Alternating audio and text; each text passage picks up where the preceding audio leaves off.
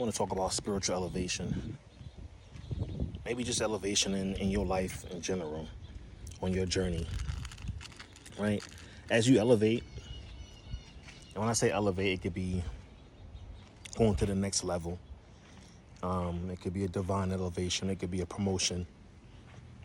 But in mere fact, I'm just talking about just on your spiritual journey, right? Your life journey.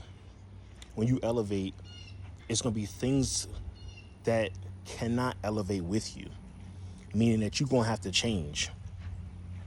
You're going to have to adjust, alter, because the way you did it before and how you did it before, yeah, it was fantastic, boy. You was rocking it, girl. You know what I mean? But at this level, you may not be able to do that. And what do I mean in particular, right? Let me talk to leaders real quick.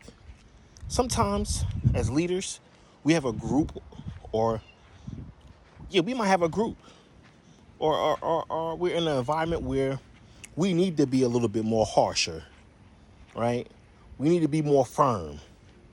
You know what I mean? Because the audience that we have, our students, those that we're advising, whatever capacity you in, they need that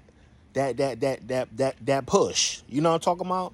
They need that big sis type, you know what I mean? Make you do it type push. But when you elevate or go to a different environment, right? You are so used to being that hardcore pusher. You know what I mean? You may get it done. You know what I mean? But at this next level, that's not the tone of that environment. Come on now. That's not the tone of that environment. It's a different audience with a different language, right?